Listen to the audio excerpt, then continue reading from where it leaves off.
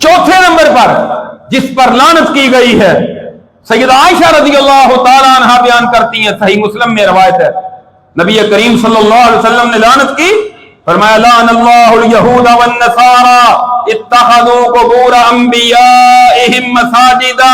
अल्लाह की लानत उन यहूदियों पर, उन ईसाइयों पर जिन्होंने अपने नबियों की कब्रों को सजदागाह बना लिया था।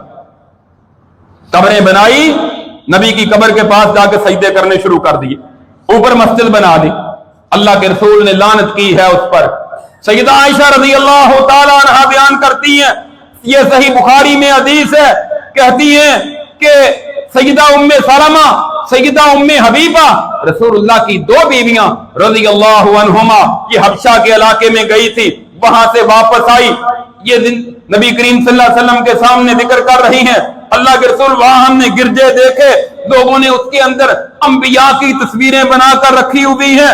नबी सल्लल्लाहु अलैहि वसल्लम फरमाते हैं, सुन लो, उलाइका इज़ा माता फीहिमुर रजुलु सालिह बनाउ अला कब्रिही मस्जिदा सुम्मा सव्वरू फीहि तिलका सुवर उलाइका शिरारुल खल्क़ि इंदल्लाह। आप फरमाते हैं, उम्मे सलमा, उम्मे हबीबा, ये बात सुन लो, ये यहूद और नसारा वो लोग थे, जब इनमें से इनका कोई नबी फौत हो जाता, कोई नेक बंदा फौत हो जाता, उसकी कब्र को सजदागाह बना लेते, उस पर गुंबद बना लेते, उस पर दीवारें बनाकर छत डाल लेते, उसके अंदर तस्वीरें रखते। क़यामत के दिन अल्लाह के नजदीक सबसे गंदे और दलील तरीन लोग यही होंगे। सही बुखारी की हदीस है। अल्लाह के रसूल के फरमान को कौन गलत कह सकता है? रसूलुल्लाह का फरमान गलत नहीं हो सकता। हजरत